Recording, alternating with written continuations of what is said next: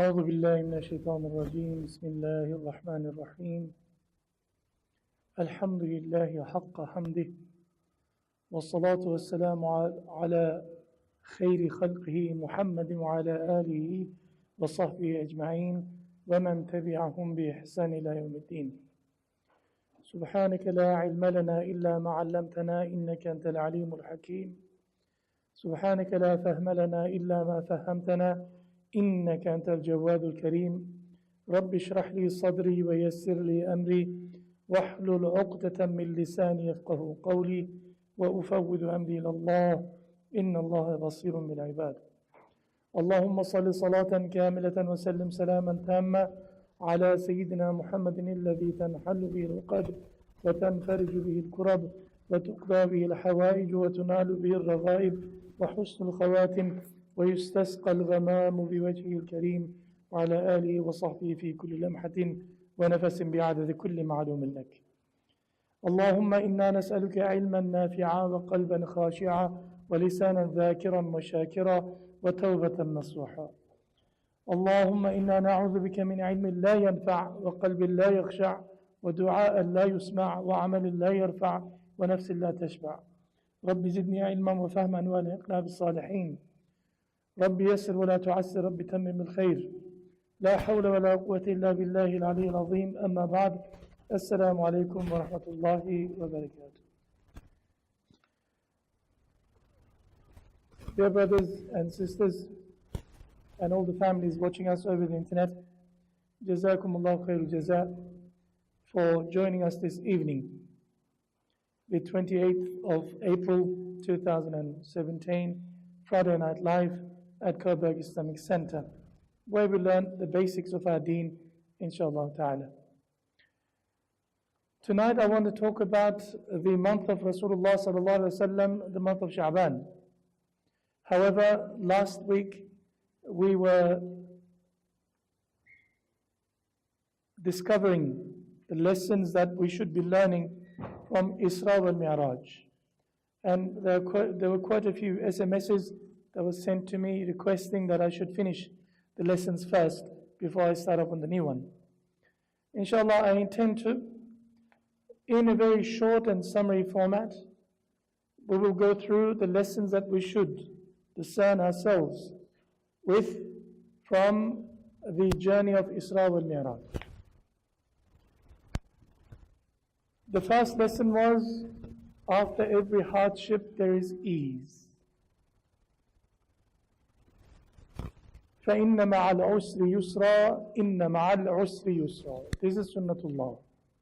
Allah subhanahu wa ta'ala will make you, put you into a difficulty, make you suffer, then He will give you ease. But during this suffering, Allah subhanahu wa ta'ala will develop you spiritually, will make you stronger, will make you, will reward you beyond your measure. Everything in life is a test. And a Muslim is supposed to be between two conditions at all times. Either Allah subhanahu wa ta'ala sends to his way some difficulty where he has to make sabr. And sometimes Allah subhanahu wa ta'ala sends his way some blessings where he's supposed to make shukr. Being grateful or being patient. This is how Allah subhanahu wa ta'ala works with everybody. The tribulations, the difficulties that we go through is from Allah subhanahu wa ta'ala. We do not control the weather. And there is no such thing as weatherman. Allah subhanahu wa ta'ala controls everything. Everything that happens to us, if it's not direct result of our action or inaction, that happens something beyond our control, it is from Allah subhanahu wa ta'ala. This is reality. The things that Nabi sallallahu alaihi wasallam suffered is not something that he deserved. It is something that Allah subhanahu wa ta'ala operates. Allah subhanahu wa ta'ala gave him so much difficulty in the first 13 years, even subsequent years in Medina, in his entire life. But because he is the Prophet of Allah subhanahu wa ta'ala, and the companions were with him, they suffered a lot. But this made them to a level where Allah subhanahu wa ta'ala praised them. Radiyallahu anhum wa radu an. Allah is well pleased with them and they are pleased with Allah subhanahu wa ta'ala. So there is a direct relationship between suffering and the rida of Allah subhanahu wa ta'ala. There is not a single Nabi of Allah subhanahu wa ta'ala who did not suffer. Every single Nabi of Allah subhanahu wa ta'ala went through some suffering. And actually, they are the highest amongst his servants who suffered the most for the deen of Allah subhanahu wa ta'ala. Since Adam alayhi salam until our Prophet sallallahu alaihi wasallam, there is not an exception. And subsequently, after the prophets, the closest prophets, the closest followers of the prophets of Allah subhanahu wa ta'ala, awliyaullah, their ashab, their companions, they also suffered. And depending on your love and attachment towards Allah and His Rasul, your suffering will be the same. It is very, very unusual. It is exception to the rule that majjanan, without any suffering, that you go to a certain level. It can happen if Allah wants it, but the rule is, sunnatullah is, there is always hardship before there is ease. So if you want to have an easy Islamic life, easy everything, there is no such thing. You need to put the effort in the process. You need to suffer, you need to sweat, you need to make sacrifices for your deen, for your da'wah. Then Allah subhanahu wa ta'ala gives you ease. Whenever it is, when you are ready, when the time is right. The second point that we discussed was the lesson through Isra wal Mi'raj. Nabi sallallahu alaihi wasallam was shown his status amongst the other Anbiya, other prophets of Allah. That he is what we call Sayyid al-Mursaleen, master of all the prophets that was sent before the Rasulullah sallallahu alaihi wasallam. 124,000 plus Anbiya, according to Ahlul Sunnah wal Jama'ah. Nabi sallallahu alaihi wasallam was Sayyid al-Mursaleen. He is the master of all the prophets before. This was shown by the salat that he led. As an imam he led, where? In Masjid al-Aqsa, Bayt al-Maqdis, when Nabi sallallahu alaihi wasallam was in that Isra journey, when he landed, all the arwah, all the spirits of the Anbiya alayhimus salam were there. Therefore, he led the salat. This showed the position of Nabi sallallahu alaihi wasallam. And also, when he spoke to Allah subhanahu wa ta'ala, every Anbiya, every resolute ones, Ulul Azm, Anbiya, Rusul, they had several nicknames, several the attributes that they used to feel distinguished from the rest of the Anbiya. Like Ibrahim alayhi salam was Khalilullah, the friend of Allah, and Musa alayhi salam Kalimullah, or Ruhullah is Isa alayhi salam, Safiyullah is Adam alayhi salam. But Nabiyur Rahmah Muhammad Mustafa sallallahu ta'ala alayhi wasallam was given the title Habibullah, beloved of Allah, the darling of Allah subhanahu wa ta'ala. Third lesson for us was the concept of tabarruk. Tabarruk, doing something for barakah. Allah subhanahu wa ta'ala bless certain areas, certain times, certain occasions, certain places. Allah subhanahu wa ta'ala put special blessings in that place. Like we know Laylatul Qadr. Laylatul Qadr khayrun min alf shahr. One night in Laylatul Qadr, if you were to catch Laylatul Qadr, better than 1,000 months of worship. 82.3 years. This is amazing, just for one night. And that is hidden in the last 10 days of Ramadan, as Nabi sallallahu alaihi wasallam says. When Nabi sallallahu alaihi wasallam in Isra wal Mi'raj, in Isra, when he was stopped, and Jibreel alayhi salam asked him to dismount, Buraq, and he did the rakats of salat in there. And he asked, what is this place? This is where the conversation took place between Musa alayhi salam and Allah subhanahu wa ta'ala, the blessed tree. Next to it, Rasulullah sallallahu alaihi wasallam did two rakats of salat. And when he stopped in Bethlehem, where Jesus alayhi salam, peace and blessings of Allah be upon him, when he was born, in that particular place, Nabi sallallahu alaihi wasallam also alighted dismounted from Buraq, and he did 2 rakats of salat. If there was no special, although we said the whole ard, of Allah subhanahu wa ta'ala. The whole earth of Allah subhanahu wa ta'ala is made a masjid for Rasulullah sallallahu alaihi wasallam and his ummah. Why was Nabi sallallahu alaihi wasallam were to stand next to these places and special do salat, doing 2 rakats of salat? This goes to show that certain places have barakah, so the tabarrukan, to receive blessings. Nabi sallallahu alaihi wasallam did these. And number 4, the significance of Masjid al-Aqsa.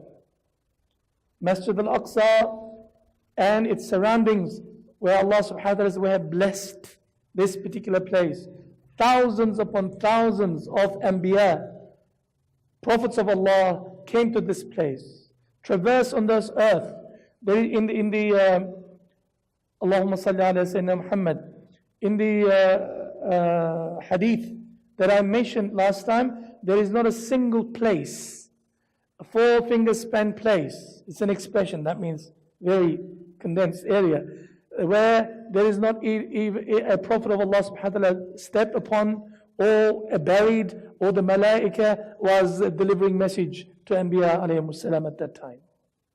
So it is such a blessed land, Al-Quds, the surroundings of Masjid Al-Aqsa, Bayt al-Maqdis, it is also called. Also we know that it was our first Qibla. It was our first Qibla, which I'm going to talk about, inshallah ta'ala, towards the end. Something special also happened in the month of Sha'ban. Historical significance of the month of Sha'ban, where our Qibla was changed. But our first Qibla, the first Qibla of the Muslims, was Masjid Al-Aqsa. Another significant reminder, significant lesson for us was leadership of all other prophets and for all humanity. Rasulullah sallallahu alaihi wasallam was not only the leader of all the Anbiya, but he was also made the prophet for everything, both the realm of jinn, realm of human beings. Rasul al-Thaqalain, universal prophet.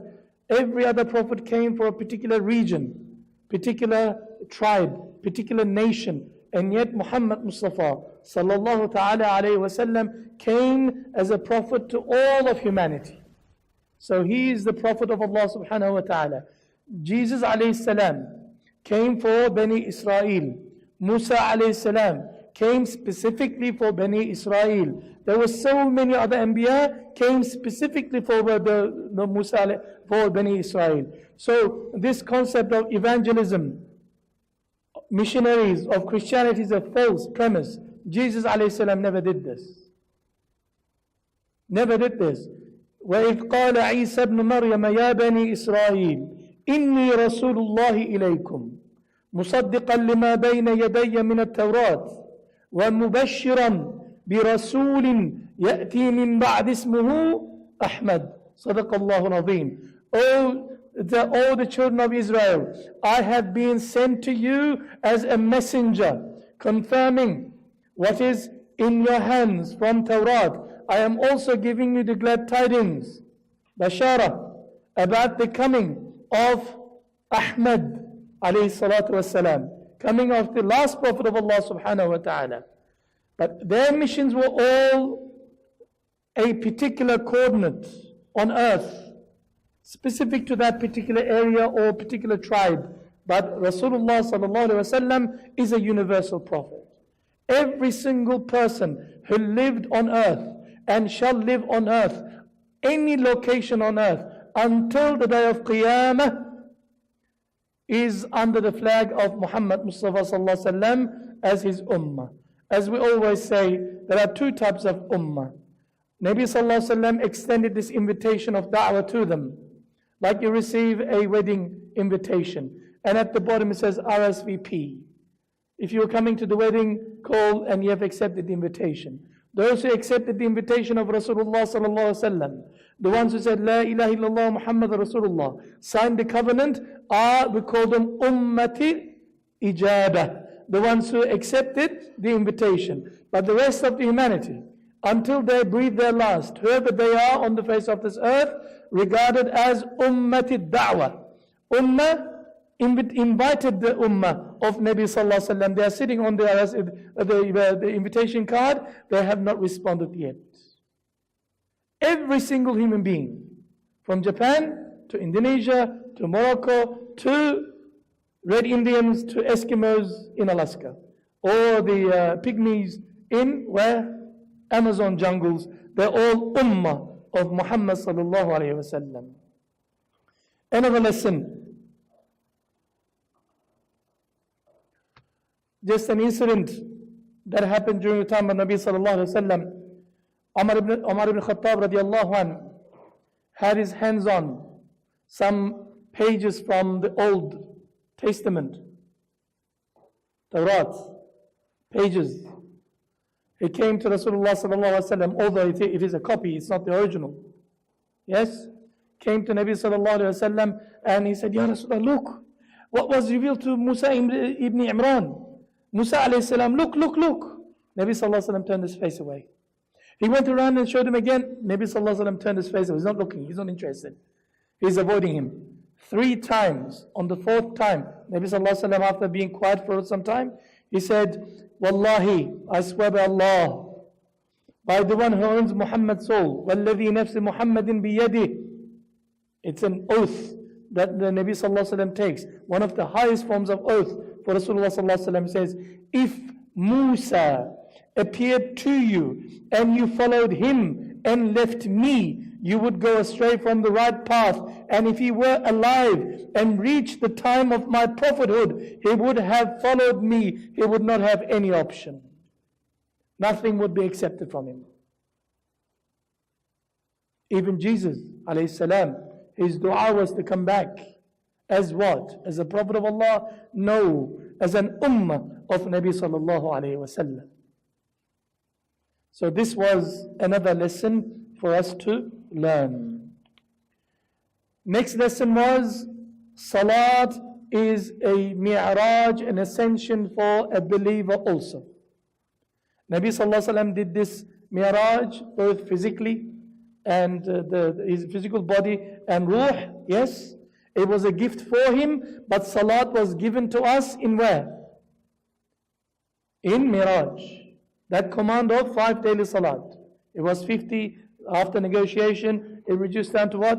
5, we know. And whoever prays 5, Allah subhanahu wa ta'ala will give the reward of as if he prayed 50 times a day. And this ascension, Nabi sallallahu alaihi wasallam also tells us that the salat of a mu'min is his miraj. What are we doing in salat? Fatiha, ruku, sujood, like the malaika used to do. Some of the malaika in ruku, constantly making a tasbih of Allah subhanahu wa ta'ala. Some are in sajda.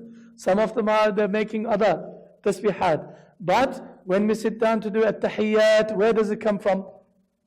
At-tahiyyat comes from when the actual conversation that took place between Rasulullah sallallahu alaihi wasallam and Allah subhanahu wa ta'ala after Sidratul Muntaha, when Nabi sallallahu alaihi wasallam moved towards a particular place where there is no dimension or direction, no space, no time, where Allah subhanahu wa ta'ala, he met Allah subhanahu wa ta'ala one-on-one, where he, with his full of adab, his head down, what did he say? At-tahiyyatu lillahi was-salawatu wat-tayyibat.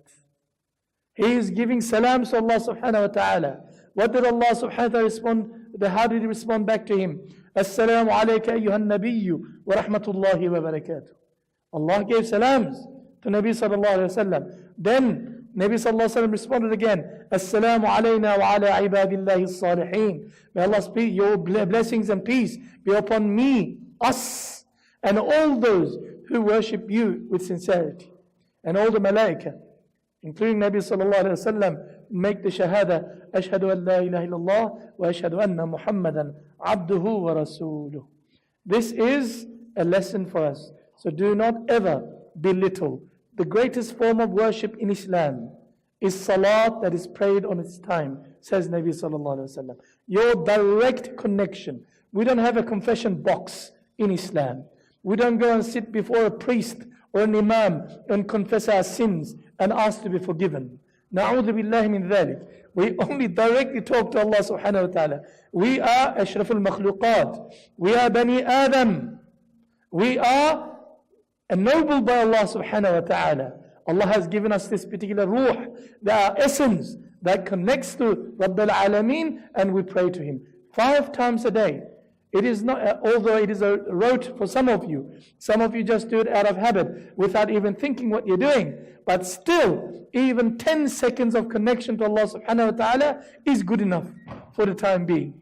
Until you develop that khushu', you pray in such manner that this is your last salat. Jannah is on the right hand side, Jahannam on the left hand side. Yeah, Malakul Maut just behind you. Yeah, the Surat is in front of you. You don't do Salat as such. It used to be done in the generations before us, but we just do it anyway, quick as possible, with the quickest surahs. And yet Nabi sallallahu alayhi wa sallam, Abdullah ibn Mas'ud radiallahu anh says, one day I saw Rasulullah sallallahu alayhi wa sallam praying on his own. I just wanted to join him, just for barakah. So he didn't know that I was behind him. He was reading. He started, MashaAllah, Alhamdulillah Rabbil Alameen Waladhalin Ameen, Alif Lam Mim, Dhalika al-Kitabu la rayba fi, Surah Al-Baqarah. He says, Subhanallah, he finished the whole Surah Al-Baqarah. Then he started again, Alif Lam Mim, then Al Imran. Subhanallah, another, how many pages? 90 pages of Quran. He's still going. He says, he read another one. He says, I thought of something terrible, he says. I was going to leave the salat because my legs were killing me. I could not stand. And yet Nabi sallallahu alaihi wasallam, when he gave, after 2 rakats, when he gave salams, he saw me. He said, why don't you tell me, I would have made it short for you. How is our salat compared to Nabi sallallahu alaihi wasallam salat? Salat to us is just, Allahu Akbar, Alhamdulillah, inna atanaka al-kawthar, qul Allahu ahad, Allahu Akbar. Yes? If you're lucky, well, asr. Correct? That's not. Because we just do salat as a burden, not as a connecting, as a mi'raj to Allah subhanahu wa ta'ala. May Allah subhanahu wa ta'ala give us that ability, inshaAllah ta'ala. Lesson 7. Jibreel alayhi salam also showed Nabi sallallahu alayhi wa sallam in Isra wal Mi'raj. In Mi'raj in particular. The people, when Allah subhanahu wa ta'ala showed him Arsh, Kursi, Jannah and Jahannam, the people being punished in Jahannam. He saw Jahannam. He saw Jannah. There are certain punishments. I have taken some of them, but I don't want to scare you. Nabi sallallahu alaihi wasallam saw a group of people whose lips resembled the lips of camels. Big. Their mouths were being opened up and stoned. One version says a rock from Jahannam was placed in their mouth, and then it would come out from their posterior. Nabi sallallahu alaihi wasallam asked, Ya Jibreel, what are these people? Why are they suffering? Jibreel alayhi salam says, there are those of your community who eat up the property of orphans and commit injustices. Another group of people whose heads been smashed with Jahannam rocks into pieces, millions of pieces. Their heads are put and into millions of pieces. And after that, all those little pieces come back together and form one again. They do the same torture. Nabi sallallahu alaihi wasallam said, what is this meaning? What is the meaning of this? Who are these people? He says, these are the Muslims who did not do their salat. Knowingly, who did not do their salat. Punishment.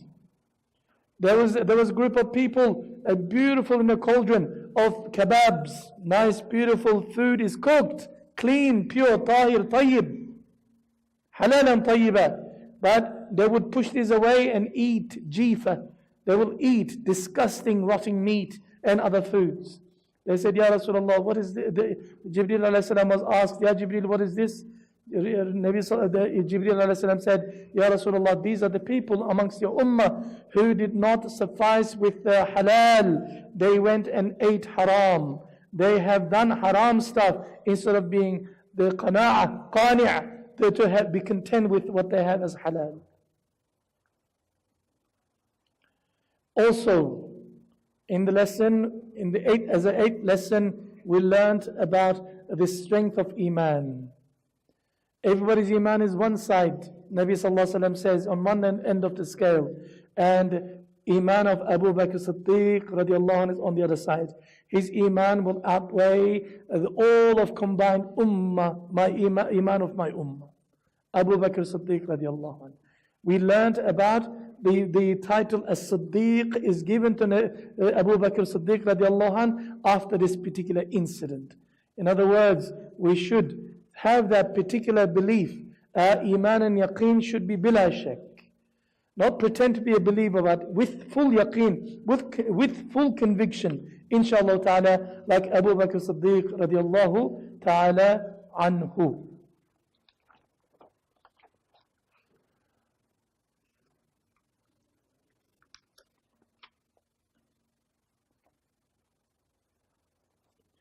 In summary, the lesson for us is that whenever we are facing adversity, feeling weak or oppressed, and all our means have been cut, we should go back to Allah subhanahu wa ta'ala.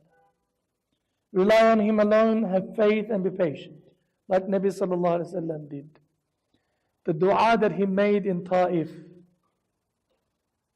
if you understand Arabic, it moved the heavens.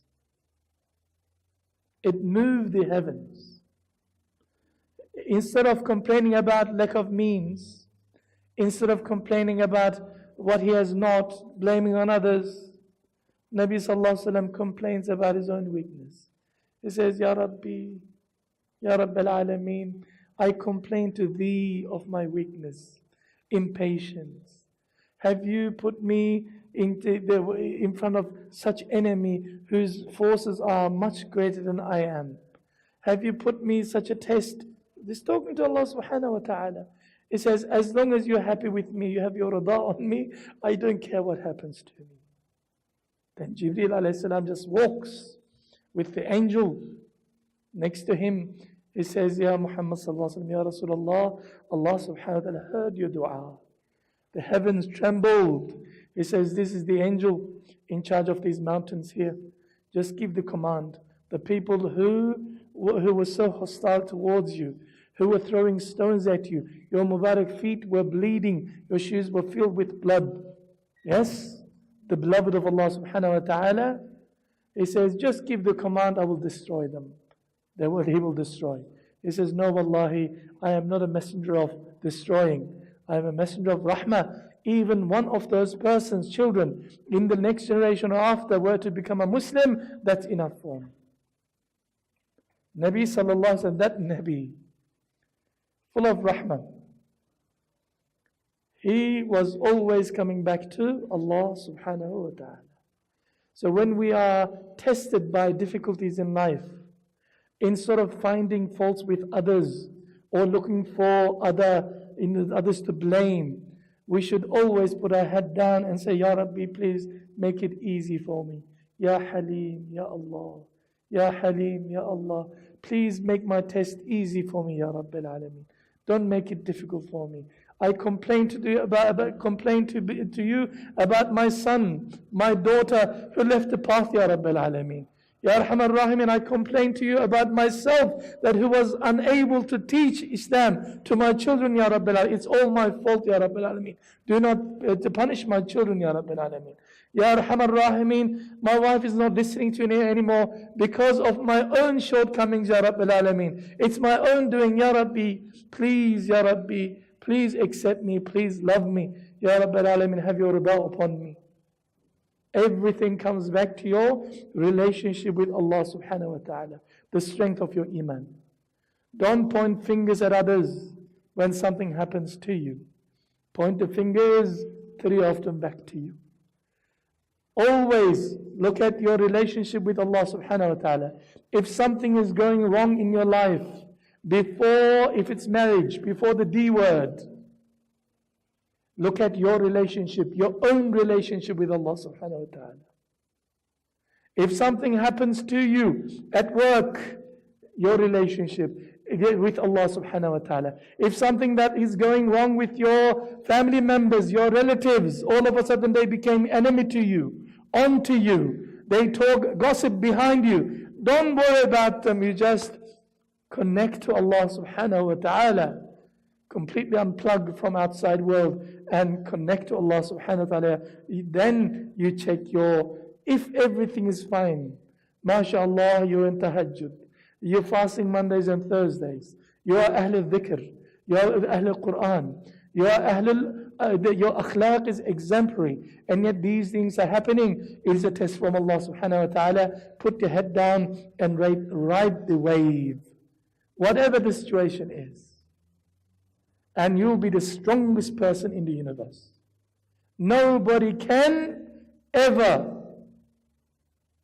put you down. The self-confidence business, don't worry about that. Allah subhanahu wa ta'ala will give you such a strength, inner strength, that you will just smile at them. Just smile at them. Come. But in your private time, Ya Rabbi, do not test me with difficulties. Ya Rabbi, I beg you. I can't handle this burden, Ya Rabbil Alameen. Although you say to me in the Quran, La yukallifullahu nafsan illa wus'aha. Ya Rabbi, my shoulders are weak. Talk to your Lord, Allah subhanahu wa ta'ala. Ya Rabbi, don't make my struggles more difficult, Ya Rabbi. Allahumma anta Rabbi, la ilaha illa ant, khalaqtani, wa ana abduk, wa ana ala ahdik, wa wa'adika mastata'at. أبوء لك بنعمتك علي وأبوء بذنبي فاغفر لي ذنوبي جميعا فإنه لا يغفر الذنوب إلا أنت وارحمني إنك أنت الغفور الرحيم. This is called Sayyidul Istighfar.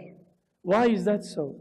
This is actually connecting back to Allah subhanahu wa ta'ala, stating who you are, stating who Allah subhanahu wa ta'ala is, and your relationship. And Nabi sallallahu alayhi wa sallam says, if you say this in the morning and die during the day, direct to Jannah. If you say this at night and die during the night, direct to Jannah. Because this is that relationship. Nabi sallallahu alayhi wa sallam always, no matter what the difficulties are happening outside, physical, any form of difficulty, tribulation, Rasulullah sallallahu alayhi wa sallam always relied on Allah. حسبي الله لا إله إلا هو عليه توكلت وهو رب العرش العظيم. Sufficient is my Lord, Allah subhanahu wa ta'ala. There is none worthy of worship except Him. I put my full trust in Him. He is the Lord of the majestic throne. Allah subhanahu wa ta'ala. This is the difference between our generation and the generations before. Nobody. Believe me, you're not so special. You are exactly the same human beings. 100 years ago, the Muslims who lived 100 years ago, they were exactly the same as you. 100 years before, exactly the same as you, except they had strong iman. But Muslims of today, they're weaklings. I'm taking my hijab off. Why, sister? Because, what kind of iman is this? The other brother shaved his beard off. The other brother stopped doing salat. Astaghfirullah al-Azim. What kind of iman is this? We are Muslims who are weak. May Allah subhanahu wa ta'ala help us all. And yet your Nabi sallallahu alayhi wa sallam, before you even born, before your mother said, I love you, my baby, your Nabi sallallahu alayhi wa sallam said to you, I love you. Said to you, ummati, ummati. My ummah, my ummah. His concern for you was so much. Even on the day of judgment, every prophet of Allah subhanahu wa ta'ala will be constantly worried about themselves. They're saying, Ya nafsi, nafsi, salimni ya Rabb. Oh myself, please help me. They save me ya Rabb. Nabi sallallahu alayhi wa sallam in sajda. Before Allah subhanahu wa ta'ala, before His arsh, He's making the same dua that He used to make in dunya. Ummati, ummati, ummati. This is who we are. Our example is Nabi sallallahu alayhi wa sallam. Uswatun hasana. So when something difficult happens to us in our life, we must always, first, middle, and last, and anything in between, point of return is always to Allah subhanahu wa ta'ala. When something difficult used to happen, Allahu Akbar, Nabi sallallahu alayhi wa sallam in salat. Muslims today, they stop praying for 1 month if something bad happens to them. Then after that they come back to their senses. Any difficulty in life, Nabi Sallallahu Alaihi Wasallam used to make the wudu and just in salat. Salat al-khawf. Fear. If he did something really good, something really nice happen, well, what does he do? Salat al-shukr. If he wants something, Salat al-istikhara, Salat al-haja. It's all salat, salat, salat. Imaduddin, qurratu ayni fi salat, he says. I find happiness, absolute tranquility and peace in salat. Muslims, don't get up for Fajr. They miss salat. It's okay, I do it wholesale at home. Qada. If Nabi Sallallahu Alaihi Wasallam was there, how? Yes, difficulties are there. Different levels of difficulty. And yet, we still have to do the same. Come back to Allah subhanahu wa ta'ala. A believer, a mu'min relies totally and utterly on Allah subhanahu wa ta'ala and no one else. And deals with his situations, with his difficulties, with his tests in life, according to teachings of Nabi Sallallahu Alaihi Wasallam. Take him as an example.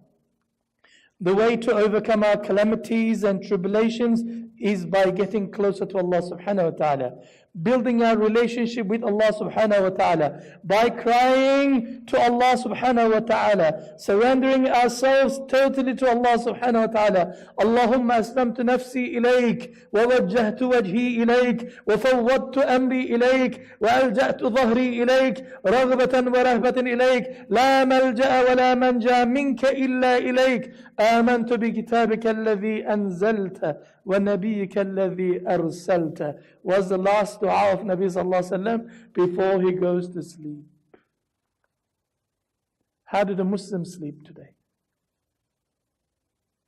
I hear from parents, I can't even get him to take his shoes off. Exactly like a non-Muslim. Just sleep, snoring. What salat? What isha? What Isha? One of my teachers was saying, he says when he was 16, 17, one day he felt a little bit lazy. He never missed a single salat in his life. For Isha, he says, I went on the bed, just lying down, closing my eyes.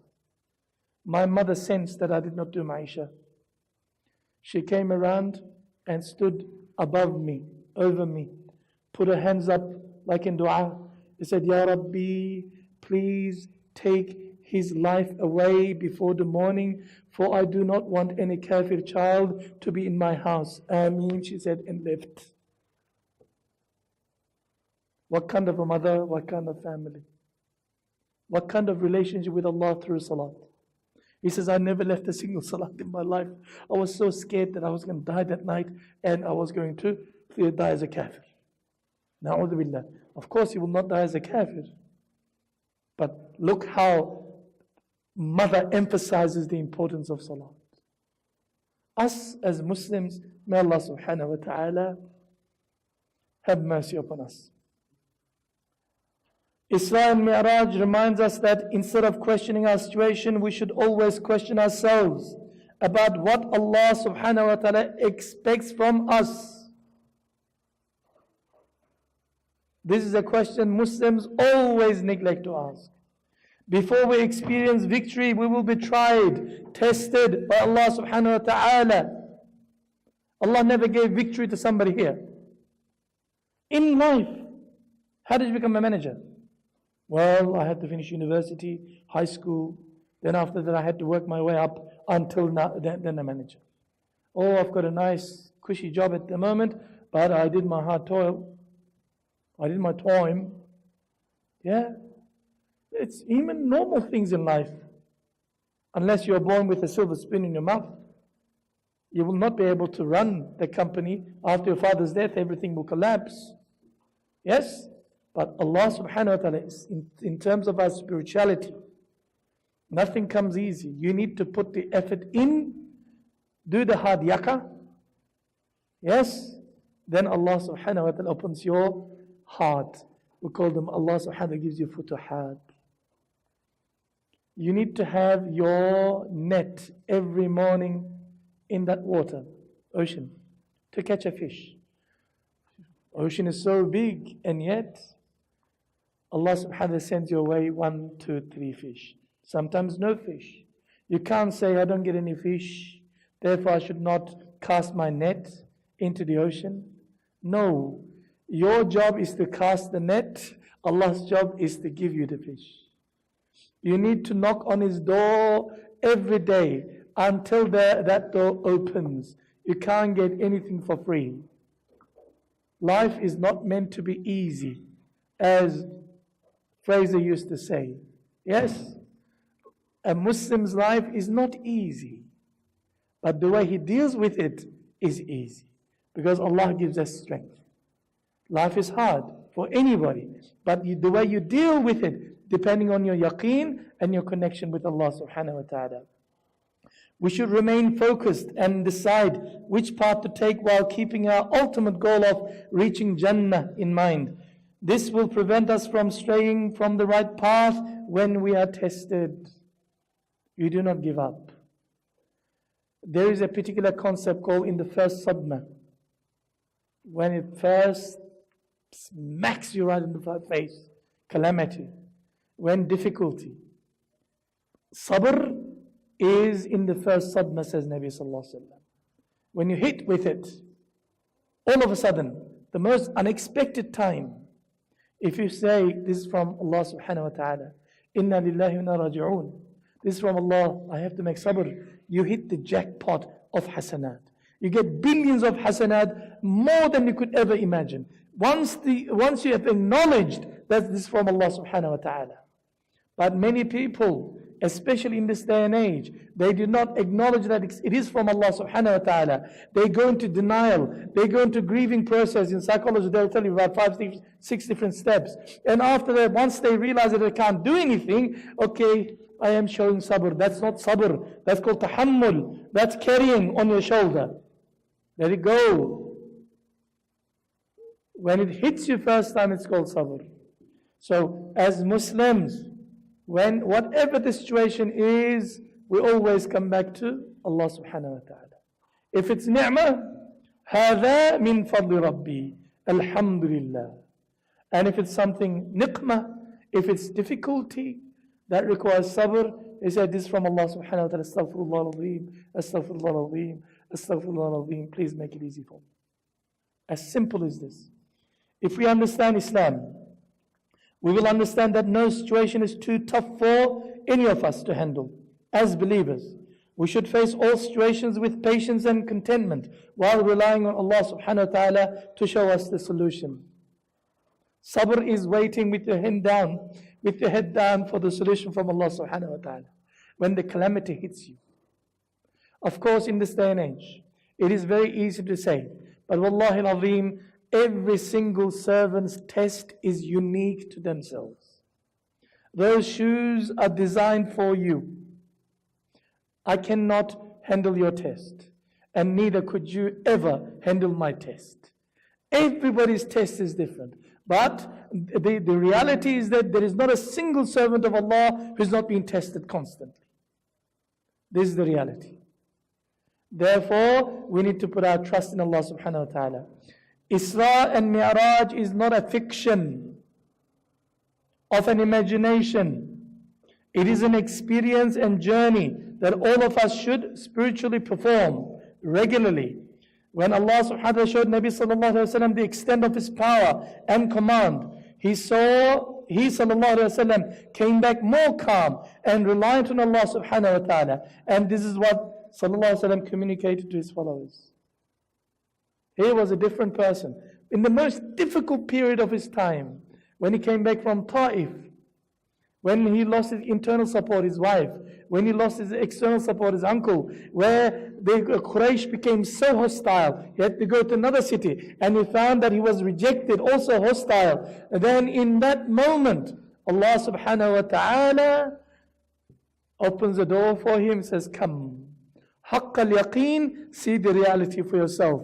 You talk about Jannah, this is Jannah. You talk about Jahannam, this is Jahannam. This is you call Malakut. This is the realms. This is the reality. Haqq al-yaqeen. No longer ilm al-yaqeen. No more longer ilm al-yaqeen, but ayn al-yaqeen and haqq al-yaqeen you see.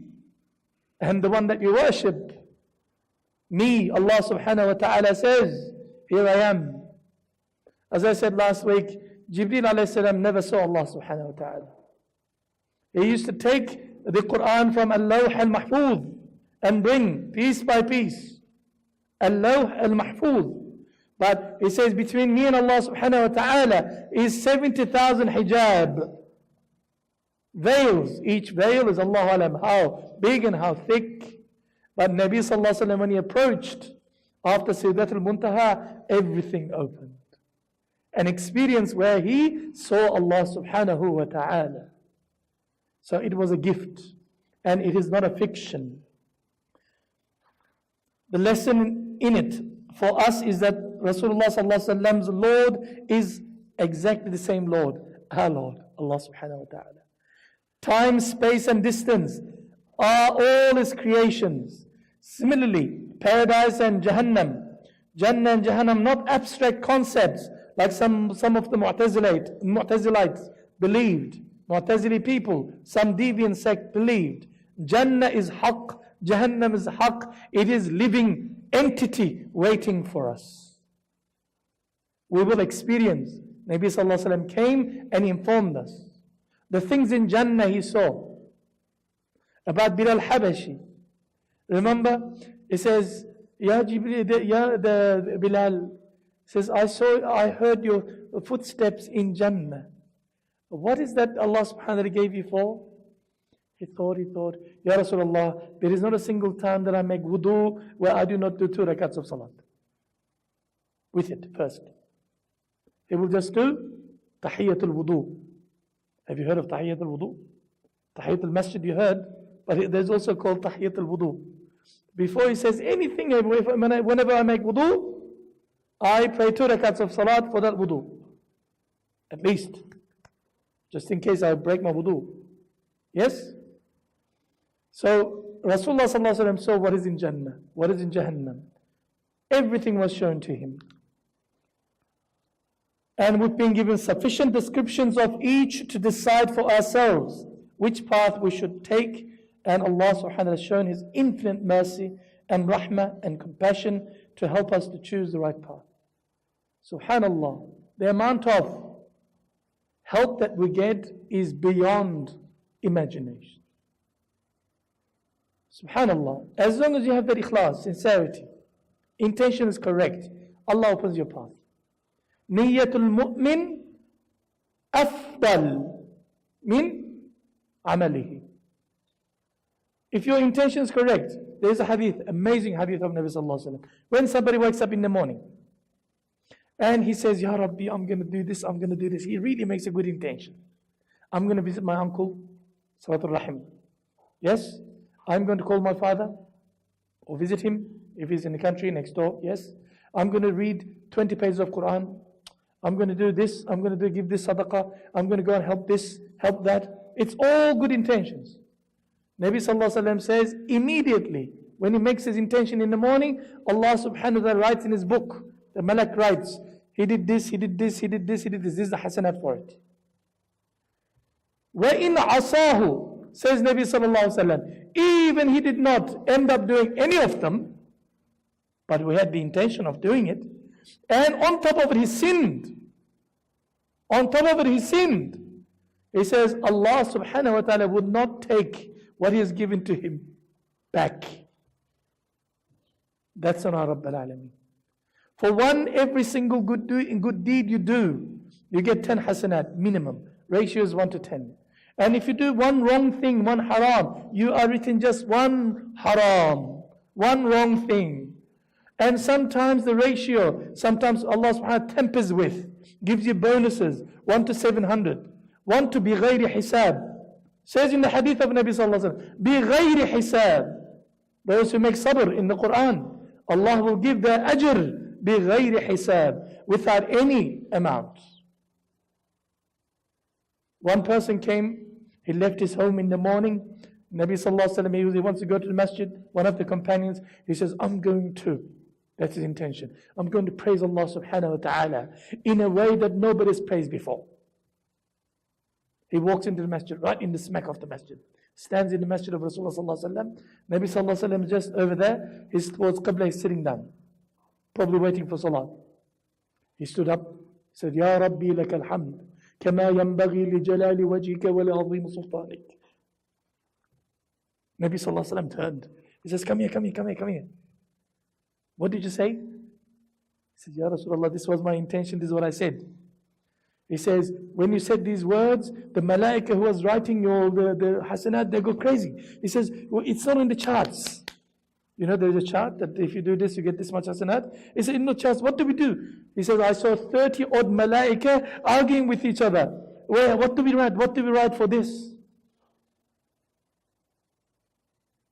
Again, in salat, Nabi sallallahu alaihi wasallam leading the salat. What do we have to say when we come up from ruku'? Sami Allahu liman hamida, correct? Allah hears every praise that is made to him, correct? One person said, what do we normally say? Rabbana lakal hamd. Yes? He added, Rabbana lakal hamd, hamdan kathiran tayyiban mubarakan fi. After salam, Nabi sallallahu alaihi wasallam said, who said that? He said, I said it, Ya Rasulullah. He said, you said such words that the malaika, 30, 40 of them they were so baffled. They didn't know what to do. He says they want to write, but they cannot write. It's out of charts. Remember, for every single sin, how many sins you get? One. The question is, how do we end up in Jahannam? Who gets to buy a palace? Big villa. Say, 200 squares. Yes? 50 acres with the best prime location in Melbourne. There's a developer, you can ask him. You need to have at least $60-70 million minimum, or $100 million. Who will get there first? The one who's saving daily 5 million, 10 million a daily, or the guy who's making $1, $2, $3 daily? Who's going to get there first? Who's going to buy it first? This guy or this guy? The one on the left? Impossible. They're doing $1 a day. The other one? Subhanallah. One thing he says, okay, I put in the money box, couple of million. Next day, 700,000. Or next day, I put something else. He will get there further. Allah subhanahu wa ta'ala is giving us a head start. As ummah of Muhammad sallallahu alayhi wa sallam. As long as, that is so beautiful. Nabi sallallahu alayhi wa sallam says, whose beginning words in this dunya, in this life, started with La ilaha illallah. And his last words from this dunya, before he leaves, is La ilaha illallah. Will enter Jannah. Allah subhanahu wa ta'ala will forgive everything in between. لَقِّنُوا مَوْتَاكُمْ بِقَوْلِ لَا إِلَهِ إِلَّا اللَّهِ, says Nabi sallallahu alayhi wa sallam. Tell your dying Muslim friend or Muslim fellow Muslim, لَقِّنُوا Talqeen, La ilaha illallah. Remind him, although he may not be able to use his tongue, everything's locked up, but he can still hear you. The last senses that leaves a human is actually the hearing. So he might say it in his mind. Or sometimes if he's still alive, that he's not fully expired yet, he might say, La ilaha illallah Muhammad Rasulullah. Whatever the case is. And if your first words, your children, instead of saying, Baba, Mama, Baba, yeah, La ilaha illallah, La ilaha illallah, Allah, Allah, let the child say, La ilaha illallah. Or when the child is a little bit, just talking, or swear at your uncle, come on, swear. What kind of a language is this? What kind of adab is this? And I've seen these people doing this out of jahala. The first words that you should teach your children should be La ilaha illallah. This is forgiven ummah. If Allah subhanahu wa ta'ala were to open our books, were to stand before Him, we've got no face to show Him. We can never make enough ni'mah to Him. We can never make enough tawbah for our sins. And yet, Allah subhanahu wa ta'ala constantly forgives us. In the month of Rajab, it was the month of Tawbah. Tawbah door is always open for us. Compared to the nations of the previous prophets, Anbiya alayhimus salam, it is clear that the nation of Nabi sallallahu alaihi wasallam, this ummah, has been showered with more mercy and compassion than any other. As in the conversation between Allah and His Rasul sallallahu alaihi wasallam in Mi'raj, He says, I made you, my Habib. I made you the last of the messengers. I made your ummah the last ummah. Kuntum khayra ummatin ukhrijat linnas. To be brought out as the best of nations. Your ummah. And you will be the first one to be resurrected on the Day of Judgment. Your ummah will be the first one to be dealt with. And first one to enter Jannah. Of whoever comes afterwards is different. The LIFO principle in statistics is called last in, first out. Last in, first out. We will be the last ones to go in to Akhirah, and the first ones to go into Jannah, inshallah ta'ala. May Allah subhanahu wa ta'ala make us amongst those people. That's the talk that we're supposed to have last week, the second part. Now I can start on my Sha'ban talk. May Allah subhanahu wa ta'ala help us all. Nabi sallallahu alayhi wa sallam,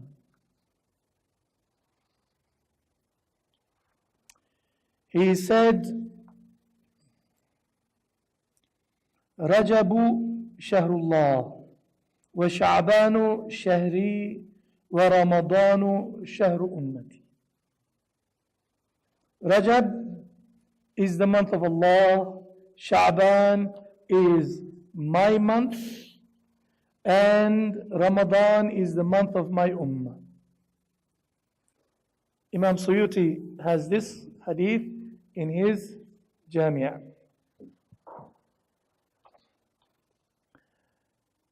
This month of Rajab is such a beautiful month. No matter, Rajab is finished.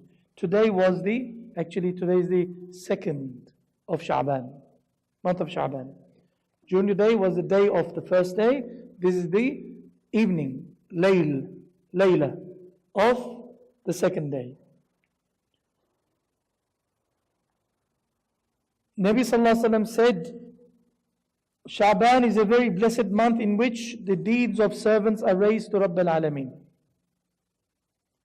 A'mal of the human beings are raised to Allah subhanahu wa ta'ala. Therefore, I like my deeds to be presented to Allah subhanahu wa ta'ala when I am in a state of fasting. They asked him, Ya Rasulullah, why are you fasting so much in the month of Sha'ban? Nawafilan, tatawwa'an. They're voluntary fasting, not compulsory fasting. Fasting is in Ramadan, correct? In a different hadith, Nabi sallallahu alaihi wasallam says, Usama ibn Zayd radiallahu ta'ala an saw him fasting constantly in the month of Sha'ban. Nabi sallallahu alaihi wasallam said, ذَلِكَ شَهْرٌ يَغْفُلُ النَّاسُ عَنْهُ بَيْنَ رَجَبٍ وَرَمَضَانٍ وَهُوَ شَهْرٌ تُرْفَعُ فِيهِ الْأَعْمَالُ إِلَى رَبِّ الْعَالَمِينَ فَأُحِبُّ أَن يُرْفَعَ عَمَلِي وَأَنَا صَائِمٌ.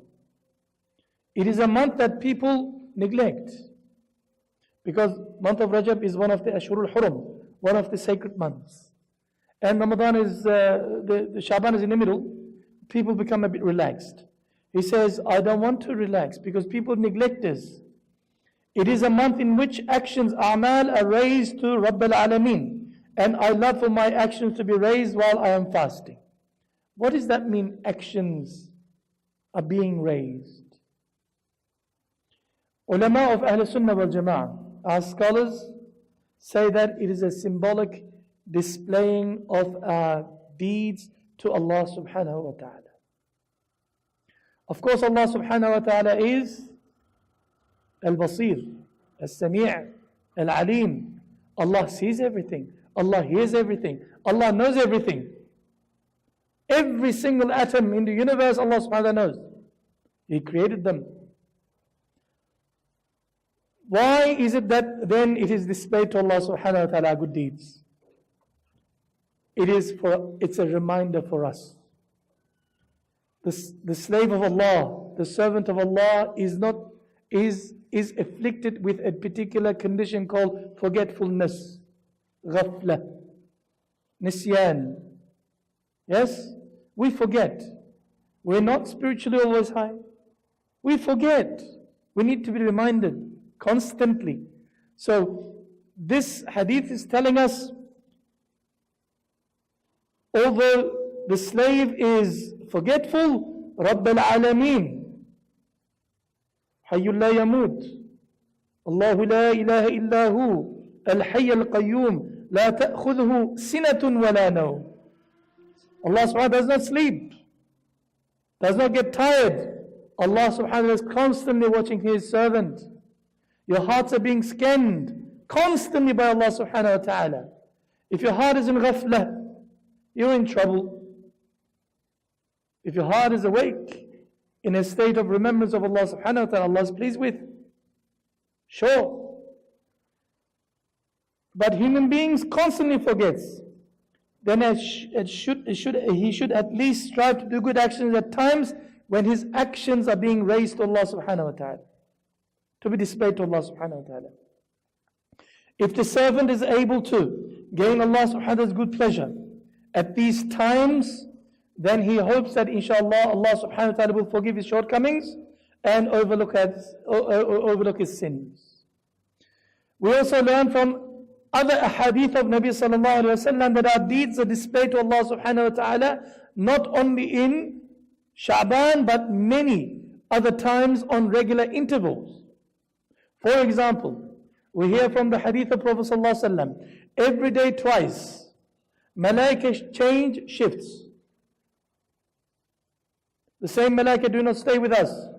The ones who come, not the Raqib and Atid, but I'm talking about the other malaika who are around us constantly. They change shifts at Fajr time and at Asr time.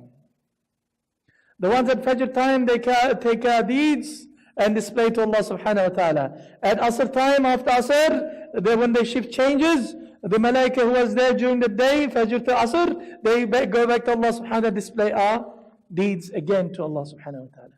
And the new batch comes, they stay until Fajr.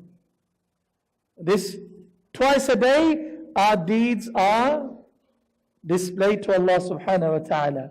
Also we learn from other hadith that on Mondays and Thursdays,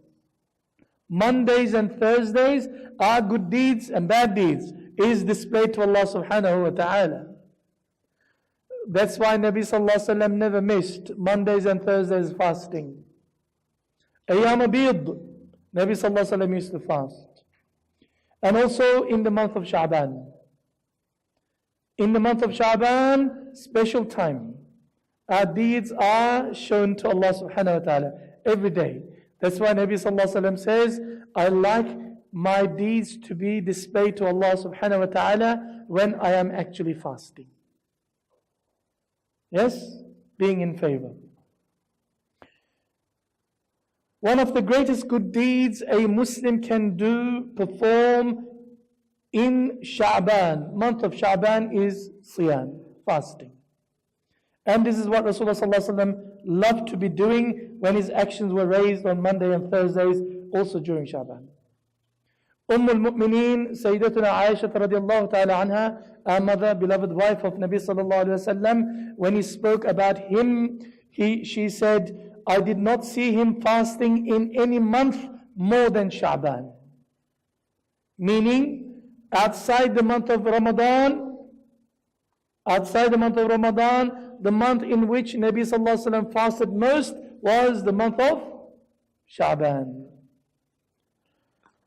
Again, she said the month which he loved to fast the most was Sha'ban in Nasa'i. And the other one is Bukhari and Muslim. Both hadith, of course, refer to what kind of fasting? Optional fasting, voluntary fasting, tatawwa'an or nawafil fasting.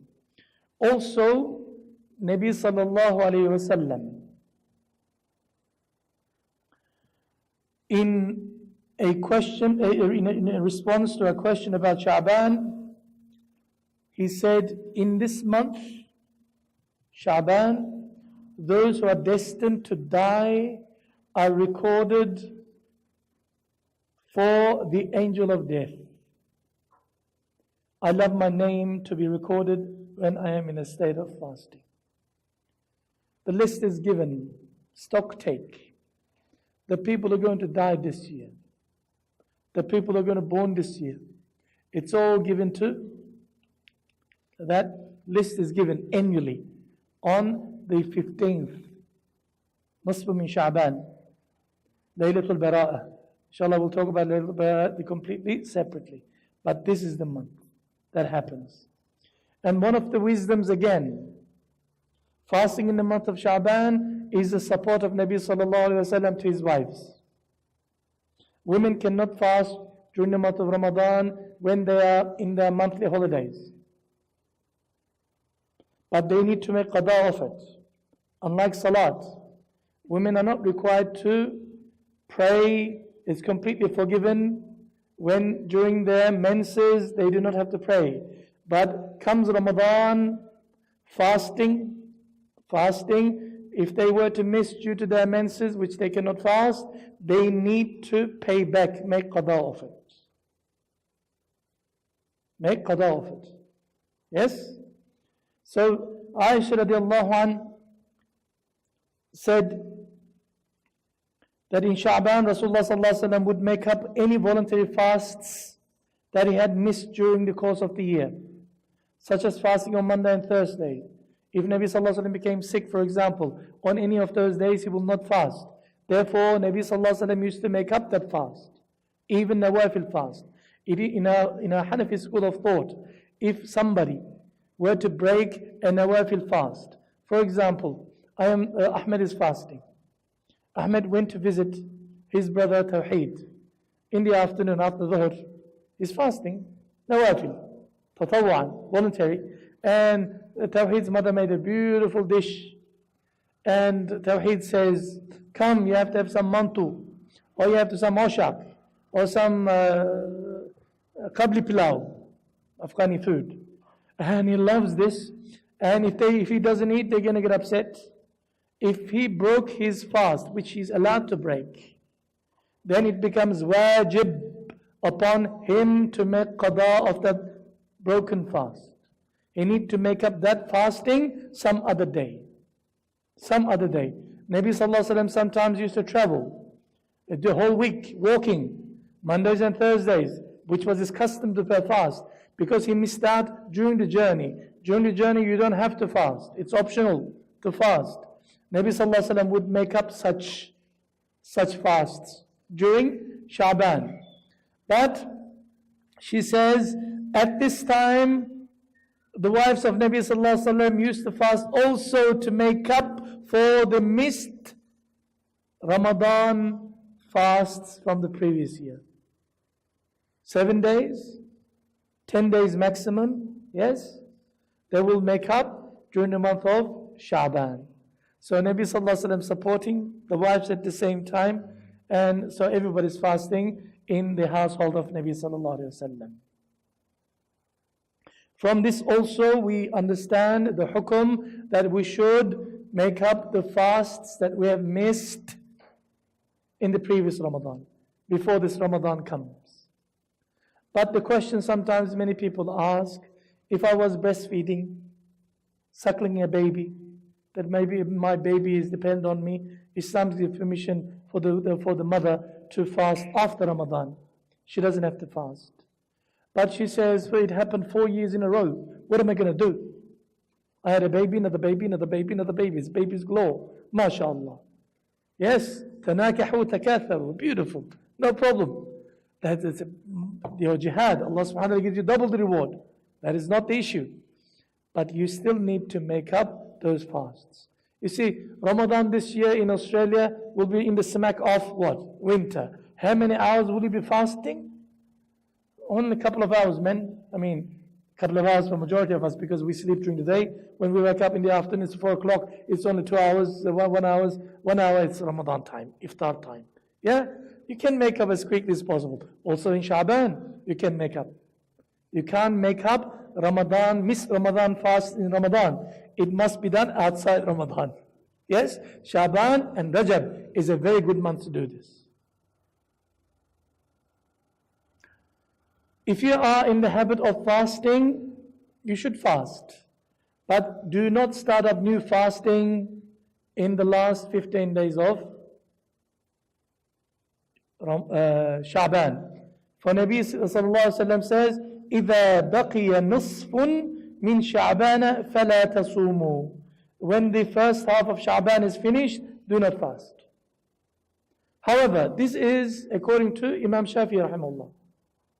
Other madahib, other Aimma Thalatha, Abu Hanifa, Imam Malik, and Ahmad bin Hanbal, there is nothing wrong with fasting. But it is not good to not to fast at all and last day of Sha'ban, oh, I'm getting excited, let me start fasting. And you don't even know whether the last day is Yawm Shak or not, it is not good to fast. But if you are fasting continuously, no problem. If Mondays and Thursdays is your game, is your practice, is your custom that you fast, it is an excellent idea. Even the 15th, if the 15th regarded as according to Islam, actually in the first half, not in the second half. Yes? That on the 15th, Ayyam al-Bid, the white days, Nabi sallallahu alaihi wasallam suggests us to fast. It is sunnah, mustahab to do so. Then inshallah you should also fast. Other thing that we're supposed to do in Shahru Sha'ban is to send abundant salawat upon Nabi sallallahu alaihi wasallam. Did you know the ayah in the Quran which commands us to send salutation upon Nabi sallallahu alaihi wasallam was revealed in this month, in the month of Sha'ban? Inna Allah ya'mur bil adli wal ihsan. No. What's the ayah that we read all the time? Inna Allah wa malaikatahu yusalluna ala nabi ya ayyuhalladhina amanu sallu alayhi wa sallimu taslima. In Surah Al-Ahzab, verse 56, Allah subhanahu wa ta'ala says, Allah and His angels bestow their blessings upon the Nabi sallallahu alayhi wa sallam. O you who believe, bestow blessings, send salutations, peace upon him in abundance. Ayah was revealed. Perhaps that's the reason why Nabi sallallahu alayhi wa sallam says, month of Sha'ban is my month. Allah has given such a command that I shall be praised, I shall be saluted, blessed in this month forever. Every salawat that you make reaches to Nabi sallallahu alaihi wasallam. Allah subhanahu wa ta'ala created an angel, a special angel, that as soon as they hear from you, immediately it is passed on to Nabi sallallahu alaihi wasallam. No matter how many human beings there are, he's got so many, he's got such an ability. In the olden days, they used to describe, hands and arms and how many millions. It's impossible. Nowadays, someone's listening to me. Yes. Someone's tracking my talk. Yes. When I say Assalamu alaikum, somebody on the other side of the world is all recorded. Yes, Assalamu alaikum, talking. So when you give salawat upon Nabi sallallahu alaihi wasallam, it is immediately passed on to him. And Nabi sallallahu alaihi wasallam responds, wa alaikum assalam, including your name in it. Nabi sallallahu alaihi wasallam. Now, Nabi sallallahu alaihi wasallam said in relation to, I'm going through very briefly because we're almost out of time, sending salawat al-sharifa upon Rasulullah sallallahu alaihi wasallam is one of the greatest means of strengthening our connection with Nabi sallallahu alaihi wasallam in this life and in the hereafter. As Nabi sallallahu alaihi wasallam told us, Inna awla an-nasi bi yawm al-qiyamati aktharuhum alayya salatan. Those the closest people to me on the day of judgment,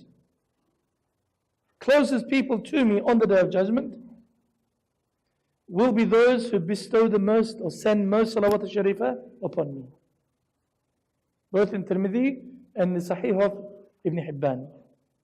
من صلى علي صلاة واحدة صلى الله عليه عشرة. Fascinating. The one who ever gives salams to me only once, Allah will return his salam to him 10 times. Rabb al-Alameen. Who are you mentioning? You're mentioning who? His beloved. Allah loves when you send salutation upon His beloved. Rasulullah sallallahu alayhi wa sallam. Nabi sallallahu alayhi wa sallam says, the person in whose presence I am mentioned should immediately send salawatu sharifa upon me. Whoever confers salawatu sharifa upon me once, Allah confers 10 blessings upon him. Whoever confers 100 salawatu sharifa upon me, Allah writes freedom from nifaq, hypocrisy, and freedom from hellfire on that person's forehead. On the day of judgment, this person will be resurrected with the shuhada. And whoever sends more due to love and devotion, I shall make shafa'ah for him on the day of judgment and be a witness for him before Allah subhanahu wa ta'ala. Salawat upon Nabi sallallahu alayhi wa sallam. Indeed, those closest to me on the day of judgment, on Qiyamah, will be those who recited most salawat al-sharifah upon me. Imam Bayhaqi relates in a sound chain of transmission on the authority of Abu Umam al-Bahili radiyallahu ta'ala anhu saying, I heard Rasulullah sallallahu alayhi wa sallam saying, send abundant salawat al-sharifah upon me on Fridays in particular, because salawat of my ummah are presented to me every Friday, and whoever is more abundant in their salawat upon me will be closest to me in his rank in Jannah on the day of judgment. Sending salawat upon Nabi sallallahu alaihi wasallam is a means of purification of the heart of the sender. Ibn Abi Shayba, one of the rawis of Imam Bukhari, Abu Shaykh, another hadith alim, muhaddith of the first Salafus Salihin, and others relate on the authority of Abu Hurairah radiyallahu ta'ala anhu, Nabi sallallahu alayhi wa sallam saying, send salawatu sharifah upon me, for salawat upon me are a purification for you. Ibn Abi Asim has related that on the authority of Anas ibn Malik radiyallahu anhu, Rasulullah sallallahu alayhi wa sallam saying, send salawatu sharifah upon me, because your salawat is a source of expiation, kaffara for you. Whoever sends a salawat sharifah upon me once, Allah sends a salawat upon him tenfold. When you say salawat sharifah, Allah washes your sins away. Ibn Hibban has related in Sahih on the authority of Abu Sa'id al-Khudri radiyallahu ta'ala an, that Rasulullah sallallahu alaihi wasallam said, any Muslim who does not have the means to give charity, sadaqah, because they are poor, should continue sending me salawat al-sharifah. Allahumma salli ala Muhammadin abduka wa rasulika wa salla ala al-mu'minina wal-mu'minat wal-muslimina wal-muslimat. O Allah, send salawat upon Nabi sallallahu alayhi wa sallam, your servant and your messenger, and send salawat upon the believers and the Muslims, for it is a charity equaling to the number of those Muslims.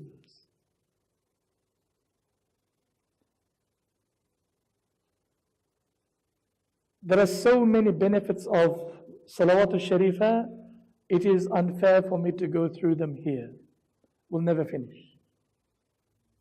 Yusuf Khandahlawi Qaddasallahu Sirra al-Aziz, he has a beautiful book, a section actually, and separately printed, the virtues of salawat upon Nabi sallallahu alaihi wasallam.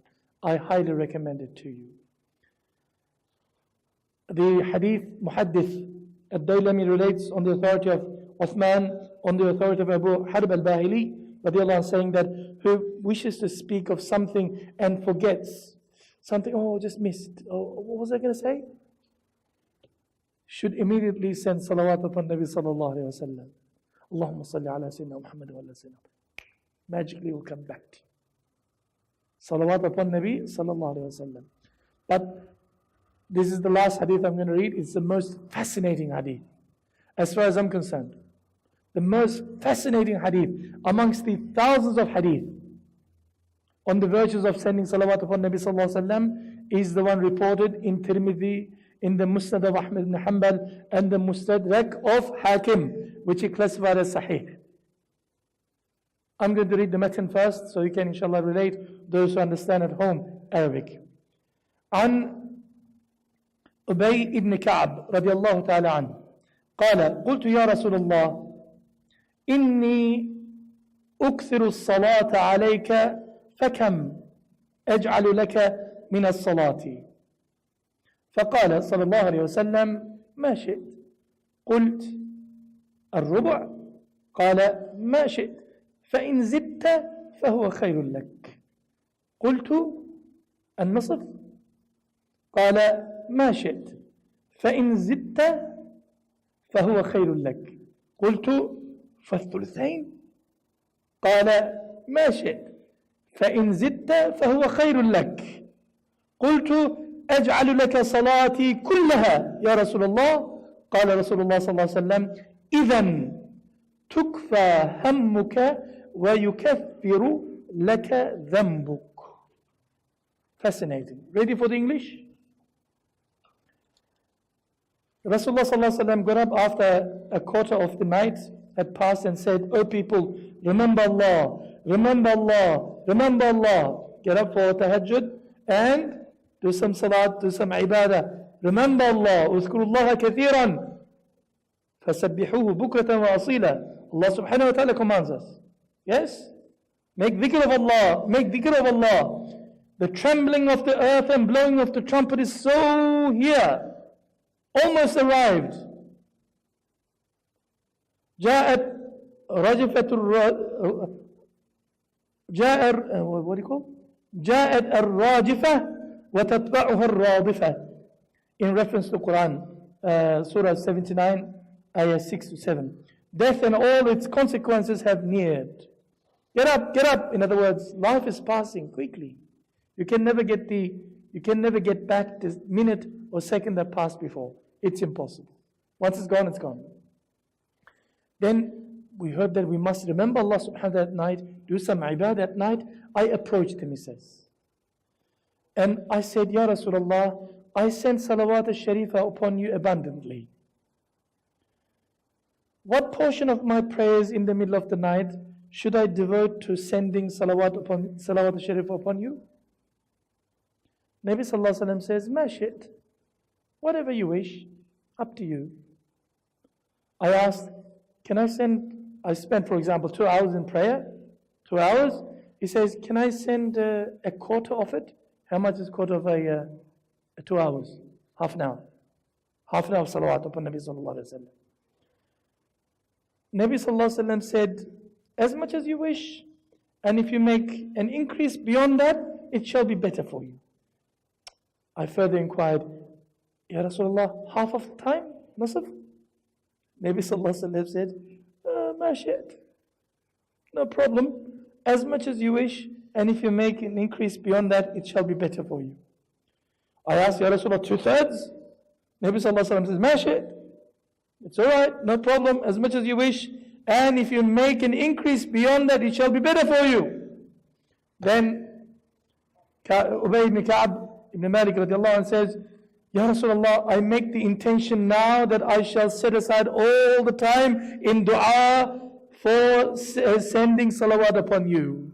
I'm going to say Allahumma salli ala Sayyidina Muhammad, Allahumma salli ala Sayyidina Muhammad all night long. Guess what? Nabi sallallahu alaihi wasallam says, in that case, all your worries, anxieties shall be removed from you, and your sins shall be absolutely forgiven. How does salawat start? What's the first word? Allahumma. Who are you asking? Allah. What are you doing? Making dhikr of Allah subhanahu wa ta'ala. Salawat al-Sharif is also dhikr of Allah subhanahu wa ta'ala.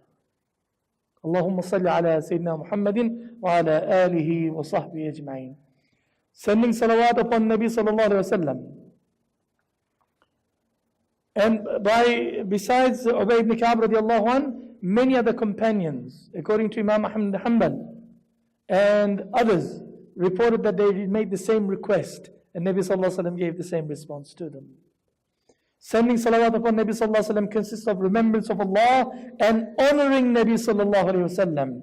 It is in reality similar to Sahih Hadith, where Rasulullah sallallahu alayhi wa sallam says that Allah Azza wa Jal says in the Hadith Qudsi, whoever is unable to make dua to me and ask for their needs, because of remembering me excessively, I shall grant him more than I grant the other people who make dua to me constantly. You're too busy making dhikr of Allah subhanahu wa ta'ala. Other people say, Ya Rabbi, give me this, give me this, give me this, give me this. You didn't have time to say, give me this, give me this. Allah subhanahu wa ta'ala gives you more than the people who ask, because you are busy remembering Allah subhanahu wa ta'ala. If you were to deliberately not say salawat upon Nabi sallallahu alaihi wasallam knowingly, deliberately, you are embarrassed somehow in front of your non-Muslim friends. You call Muhammad sallallahu alaihi wasallam Muhammad, yeah, nothing else. May Allah help you. May Allah subhanahu wa ta'ala help you. There is one particular hadith, Sahih hadith, where Nabi sallallahu alaihi wasallam was climbing his mimbar. 3 steps he had. In each one he said, Ameen, Ameen, Ameen.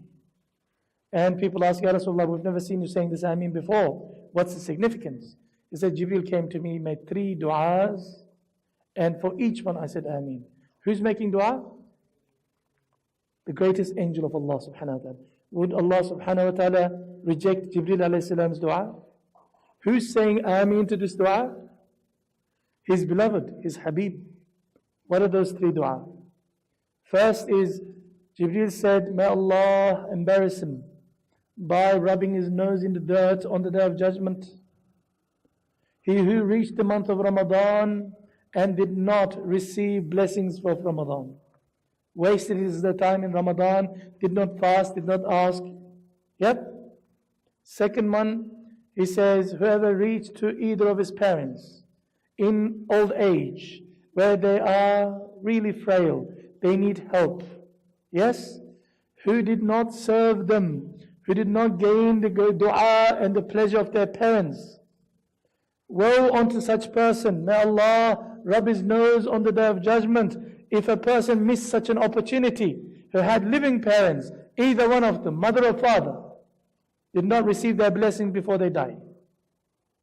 And the third is when in the Jibreel alayhi salam says, Ya Muhammad sallallahu alaihi wasallam, whenever any of your names is mentioned next to a person who does not send salawat upon you, may Allah do the same thing to him on the day of judgment. And he said, Ameen. Ameen. Al-bukhlu man dhukirtu indahu falam yusalli alayhi. In the hadith, Nabi sallallahu alaihi wasallam says, narrated from Ali karramallahu wajha, Nabi sallallahu alaihi wasallam says, in whose presence I am mentioned, he does not give salawat upon me, is the real miser. Miserly, stingy person. Now, my respected brother is falling asleep. That means I have to finish. Historically, 2 momentous things happened in the month of Sha'ban, and we will finish. First, the splitting, the mu'jiza, the miracle of splitting the moon has occurred. Abdullah ibn Mas'ud radiallahu anh narrates in the hadith that we were at Mina, and some of the mushrik Arabs, Quraysh people, requested Nabi sallallahu alaihi wasallam to show them an impossible mu'jiza. Mu'jiza is something that happens miraculously in the hands of a Nabi of Allah subhanahu wa ta'ala upon request. He can perform miracle anytime to fortify, to strengthen his nubuwwah. Mu'jiza, i'jaz, meaning it will decapacitate people and they will not be able to respond back. It's such an answer, compelling answer, it shuts them up, forces them to believe. This is called mu'jiza. Karama happens in the hands of a follower of a particular Nabi. A practicing Muslim. Does not happen on recall, does not happen on request. It is just a gift from Allah subhanahu wa ta'ala. Sometimes that happens, it's given to certain ibad of Allah subhanahu wa ta'ala. There is another form of miracle. English, you do not distinguish, everything is a miracle. The other one is, the third one is called istidraj. Istidraj is something that happens in the hands of a non-Muslim, a fasiq person, a kafir, a Hindu, a Buddhist. A guy is walking on fire, climbing the thin air and disappearing. Or he puts something here, comes out the other side. Yep. These are called istidraj, meaning Allah subhanahu wa ta'ala is going to use this as an evidence against them on the Day of Judgment. Greatest karama. Greatest karama. Imam Rabbani, Ahmad Farooq al-Sirhandi, Mujaddid al-Fithani, his full title. Qaddasallahu sirra al-Aziz. The greatest karama for a Muslim is to be on the istiqamah, on the sharia, on the sunnah of Nabi sallallahu alaihi wasallam. And karama, many people think that if you become so much dhikr, so much ibadah, you'll begin to show karama. Ulama tell us karama happens in the junior awliya.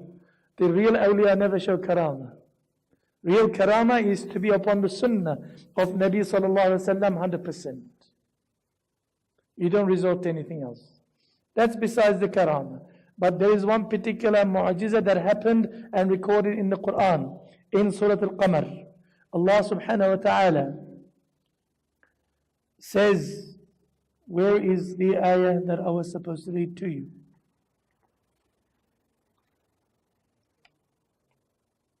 اقتربت الساعة وانشق القمر. Yes, the ayah. We were at Mina. It says they requested a miracle. Then Rasulullah sallallahu alaihi wasallam with his shahada finger, he did this. He says, visibly we saw. You can, from Mina, if you've been to Mina, if you look at towards Mecca, you see Jabal Nur, the biggest mountain, where Nabi sallallahu alaihi wasallam used to go. Have you climbed that mountain, young man? No. I'm talking about him behind you. How about him? Have you climbed? Yes. Where Ghari Hira is. Yes, that mountain. He says, we saw the mountain in the middle. The moon split, one on the side and one on the side. Right in the smack of it is the mountain. Then after that, slowly it began and came back and joined together. How? Don't ask me. Could Allah do it? Allah subhanahu wa ta'ala? Of course He can. As a mu'jiza. Quran is the greatest mu'jiza of Nabi sallallahu alayhi wa sallam. When he used to put his finger, they asked him, because they were dying of thirst in a safar, from his Mubarak hand, begin to beautiful, crystal clear water. They filled all their vessels. All their vessels. Again, they said, Ya Rasulullah, we are dying. People are killing their camels and drinking the water in their humps. We're going to all perish. Ya Nabiyyur Rahmah, please make dua for us, for rain. Nabi sallallahu alaihi wasallam puts his hand up, starts making dua. Before the dua is finished, clouds automatically form, and dark clouds will start raining. The one who's narrating this particular hadith, he says, Wallahi, we filled everything. And when we left that particular place where we're having a break, the army was having a break, as we walk outside a circle, it only rained on top of us. Just outside, still dry, still desert. Mu'jiza. There are over 2,000 recorded mu'jizat of Nabi sallallahu alayhi wa sallam. Yes? So greatest mu'jiza. This Shaqq al-Qamar happened in the month of Sha'ban. Also, what happened? The masjid, Nabi sallallahu alayhi wa sallam, our qibla changed. In the month of Sha'ban. Nabi sallallahu alayhi wa sallam, when he moved to Mecca, from Mecca, it was easy. When he was in Mecca, he will go the other side and face towards Bayt al-Maqdis. If Bayt al-Maqdis is there, Jerusalem, he will put Kaaba in front of him, yes, and he will pray here. And he wanted Kaaba to be the Qibla of Muslims. But when he went to Medina, Medina is on the other side. When he went, how can you put Kaaba in the middle? It's impossible. So the Jews in Medina used to make fun with Muslims, mock the Muslims. If your religion is so special, why are you praying towards our Qibla? Their Qibla is Masjid Bayt al-Maqdis. So Rasulullah sallallahu alaihi wasallam used to put his head in the sama, look for Malak, Jibreel alayhi salam to come and send him the good news. that inshallah Allah subhanahu wa ta'ala is going to change the qibla of Muslims, and rather than going through this particular humiliating experience with the Jews. Allah subhanahu wa ta'ala send the ayah, قَدْ نَرَى تَقَلُّبَ وَجْهِكَ فِي السَّمَاءِ فَلَنُوَلِّيَنَّكَ قِبْلَةً تَرْضَاهَا فَوَلِّ وَجْهَكَ شَطْرَ الْمَسْجِدِ الْحَرَامِ. He says, verily we have seen you turning your head towards Sama, facing towards the heaven. Surely we shall turn you to a qibla that shall please you. Allah subhanahu wa ta'ala is changing qibla for His beloved. His Habib Rabbil Alameen is changing qibla for His beloved. That shall please you. So from now on it says, فَوَلِّ وَجْهَكَ شَطْرَ الْمَسْجِدِ الْحَرَامِ. Turn your faces towards qibla. Ibn Mas'ud radiallahu anh says, we were, not Ibn Mas'ud, Al-Bara bin Adib radiallahu anh narrated, Nabi sallallahu alayhi wa sallam was in a particular area, near Quba. Yes? All of a sudden, we were praying with him, Asr Salat together, or in a different riwayah, it's Dhuhr Salat, maybe they were praying later, I do not know. We are Jama'ah behind Nabi Sallallahu Alaihi Wasallam, maybe 30, 40 people, and Nabi Sallallahu Alaihi Wasallam is the Imam. Right in the smack of Salat, the Tahiyyat is finished, 2 rakats, we got up, then Nabi Sallallahu Alaihi Wasallam turned. Towards where? Masjid al-Haram. And we all turned behind him. Can you imagine at Salat, you pray half of it to one qibla and half of it the other qibla. This happened. This particular masjid is called Masjid al-Qiblatain. That actually, the qibla was marked. The old qibla was marked. Only about 10 years ago, until 10 years ago, the Saudi government covered up everything. You guys, you're so jahil, you're praying the other direction also, you're not allowed to. One of the fard, prerequisites of salat is turn your face towards qibla. You cannot turn anywhere else. If you're knowing you turn your face to somewhere else, that salat is void. No matter if your wudu is nice and your satr awra and istiqbal al-qibla is not there, your salat is no salat, because one of the shurut, one of the compulsory components of salat. Now, finally, alhamdulillah, I think we're getting there slowly. The very special night in Sha'ban is Nisfu min Sha'ban, Shabbu Barat, or what do you call Laylatul Bara'ah, is on the 14th evening. Inshallah, there will be a program here. Next week, we will also talk about this, talk about Laylatul Bara'ah in more detail. And let us close our evening with a dua that Nabi sallallahu alaihi wasallam used to teach his companions in the month of Sha'ban. He used to say, Allahumma sallim li Ramadan, wa sallim Ramadan li, wa tasallamhu minni mutaqabbala. Oh Allah, safeguard me for Ramadan, and safeguard Ramadan for me, and accept it from me. Allahumma barik lana fi Rajab wa Sha'ban, wa balighna Ramadan. May Allah subhanahu wa ta'ala in this sacred month of Sha'ban awaken us from our ghaflah. May Allah subhanahu wa ta'ala eradicate our jahala.